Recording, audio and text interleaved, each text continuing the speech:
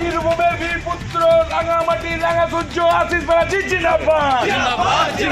বীরভূমের বীরপুত্র রাঙামাটি রাঙা সূর্য আশিস ব্যানার্জি জিন্দাবাদ।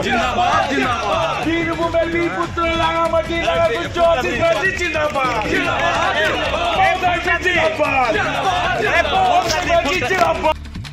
বীরভূম জেলায় তুলে দেওয়া হলো জেলা সভাপতি পদ। জেলার সার্বিক দায়িত্ব সামলাবেন মুখ্যমন্ত্রীর তৈরি করা 9 জনের কোর কমিটি। শুক্রবার দলের জেলা সভাপতি এবং চেয়ারপারসনদের যে তালিকা প্রকাশ করেছে তৃণমূল, তাতে স্পষ্ট করে বলে দেওয়া হয়েছে জেলায় দলের সংগঠন দেখভাল করবে মুখ্যমন্ত্রী মমতা বন্দ্যোপাধ্যায় তৈরি করে দেওয়া কোর কমিটি। আর বীরভূমে তৃণমূলের জেলা সভাপতি রইলেন না অনুব্রত মণ্ডল। শুধু তাই নয়, বীরভূম জেলায় জেলা সভাপতি পদই আর রাখল না শাসক দল। জেলা সভাপতি পদ তুলে দেওয়া হলো। শুক্রবার দলের জেলা সভাপতি এবং চেয়ারপারসনদের যে তালিকা প্রকাশ করে দলের সংগঠন দেখভাল করবে মুখ্যমন্ত্রী মমতা বন্দ্যোপাধ্যায় তৈরি করে দেওয়া কোর কমিটি।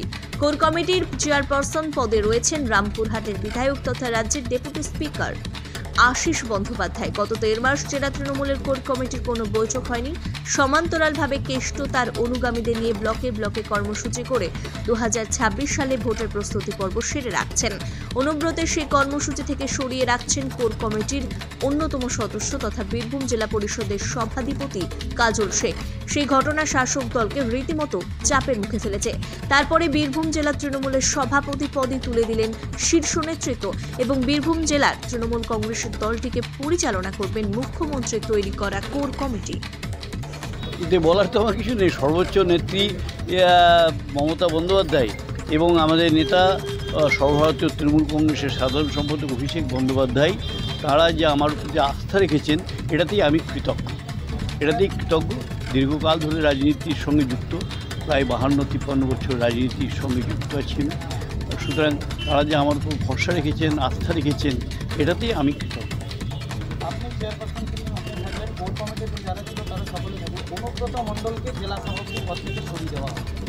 এটা আমি কিছু বলতে পারবো না, কারণ সরিয়ে দেওয়া হয়েছে কি হয়নি এই বিষয়গুলো আমার বক্তব্য নয়, মানে আমি বলতে পারবো না। এটা সর্বোচ্চ নেতৃত্ব যা বলবেন সেটা, এবং আমরা পালন করব, সেই মতন পালন করব। আগে কমিটিতে 7 জন সদস্য ছিলেন, তারপরে এখন 9 জন, মানে 2 এমপি এতে যুক্ত হয়েছে।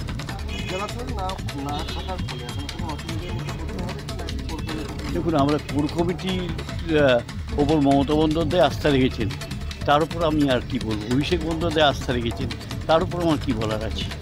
তাছাড়া 2 বছর অভ্যস্ত হয়ে পড়েছেন। 2 বছর হ্যাঁ, 2 বছর আমাদের যে অনুব্রত অনুপস্থিতিতে কোর কমিটি চালিয়েছে তো, এবং কোর কমিটি খুব ঐক্যবদ্ধভাবে কাজ করেছে, এবং আগামী দিনেও কোর কমিটি ঐক্যবদ্ধভাবেই করবে, এবং সবাইকে নিয়েই আমরা মানে কোর কমিটি চলবে, এ বিষয়ে কোনো সন্দেহ নেই।